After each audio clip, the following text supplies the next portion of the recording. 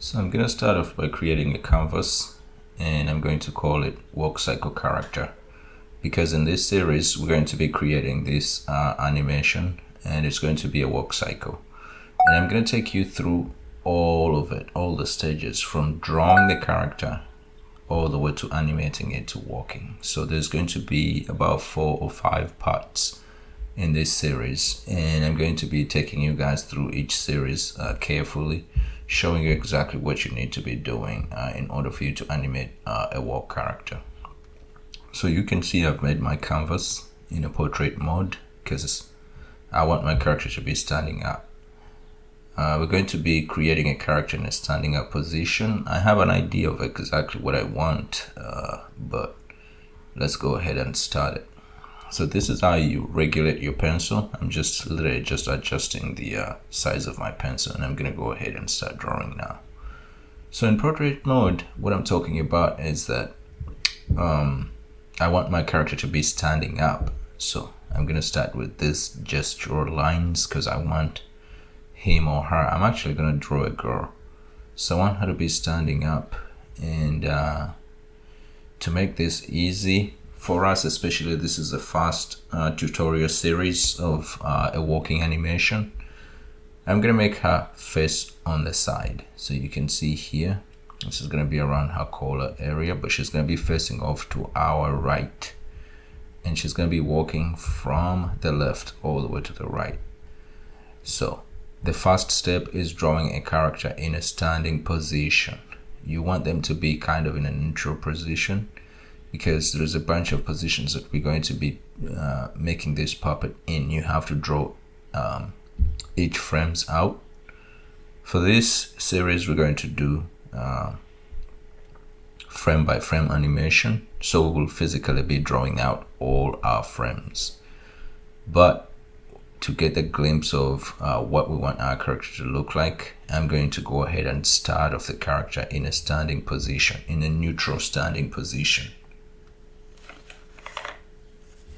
where I can actually establish the proportions and also establish the parts that I want her to have. And then later on, we'll copy this same character, and then off of it, we will draw different poses,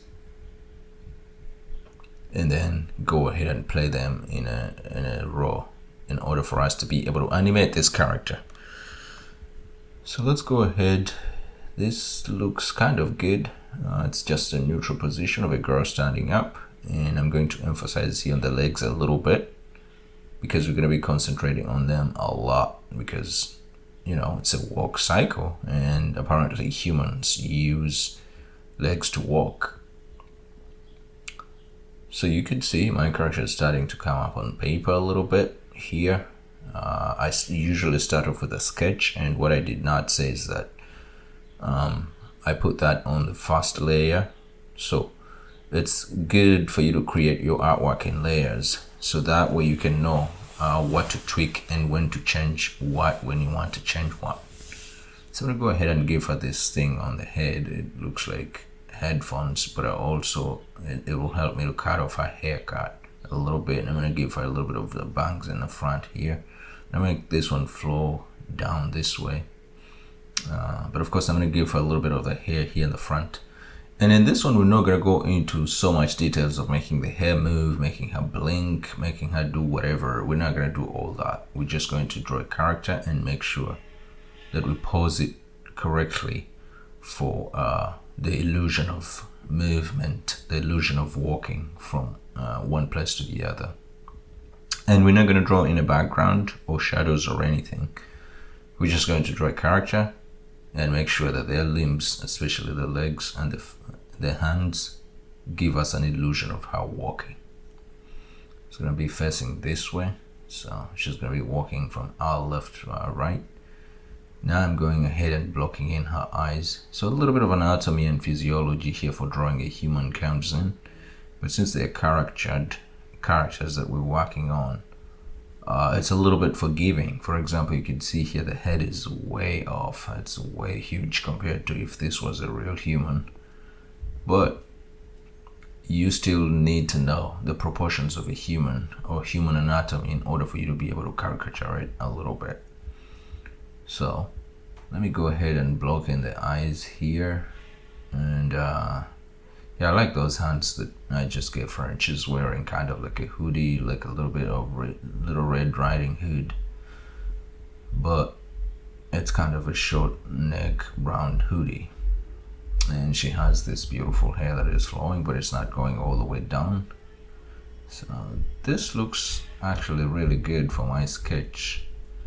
So the steps I usually go through, if you haven't watched my video that I just put off of the series of how I actually create my characters, you should go ahead and watch it. I'm going to leave a link to it in the description below. You should go ahead and watch how I actually start all my characters from beginning to the end in Flipaclip. I usually start off with a sketch like what you're seeing right now on the screen, and then from there I bring in an inker and then go over it. Every once in a while I have to go over the sketch like twice in order for me to tie down my drawing. Start off with those gestural, powerful movement drawings, and then I go from those all the way to creating, a tied down sketch. And then from that sketch I drop the opacity, and then I go on top of it and I create another layer on top of it. I bring out the inker brush, and then I put in carefully designed lines of different width and different weights in order for me to convey a lot of my message there. So you can see now I'm starting to think about where the darkness is going to come from and where the lit areas are going to be. That's why you see a little bit of shading going on here on the head. And oops, that is not what I intended to do. Let me see if I can clean this up. Sometimes my pencil draws really these fat lines that I didn't ask for. But yeah, you can see now I'm tying down my I'm actually tying down my sketch, and I'm liking it. Looks like I'm getting exactly everything the way I want it to be. So what's gonna go ahead and happen, let me introduce another layer on top of that, and then drop down the original layer's opacity. And layer 2 is going to be my ink layer. So now I'm going to go ahead and choose the pen, which is the kind of like the only inker that we have now in the assets that we have with Flipaclip. And let me see if this is thick enough. I want to give her a bold kind of line that will be easy to read. So now what happens is I go ahead and ink my character in. No smoothing or whatever, I'm just really drawing to convey the message. And that's one thing that you should actually not be stuck on. It is good to know how to draw if you want to do good animations, but don't sweat it too much, because most of these are going to be actually in movement. You're not Michelangelo or Picasso who's drawing one frame that everybody else is going to be judging them off of. With animation, you could have a few things off a little bit, but because your character is going to be moving, every once in a while they will go back to the perfect one, as long as you have a couple of perfect drawings in there. So you need to loosen up a little bit sometimes when you're drawing for animation. But yeah, I like the line in here that the Flipaclip pen actually gives, and I can zoom in all the way and get to the nitty-gritty in here and add all my lines in. So what happens is when you finally add your lines in, now you can start to see the character come to life. But this would be the second phase that I do, which is usually inking.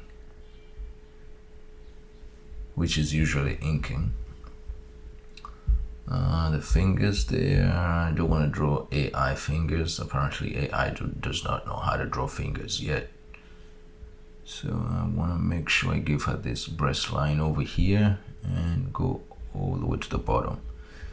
The other thing too that I will not forget to mention is that the easier you draw your character, or the simpler you draw it, is the easier for you to animate. So you don't want unnecessary details. You literally do not want unnecessary details, especially the details that will be lost in or will complicate your animation. You want to keep it simple but also interesting. For example, you can see what I'm adding on here. I'm just trying to make sure that it actually flows perfectly. Just a few details just to make the character look a little bit more enticing and more realistic, but without making it way too complicated. We'll get to that in the advanced classes, but in this series we're just tackling the basics of movement. We're just tackling the basics of a walk cycle. So everything is just gonna stay basic.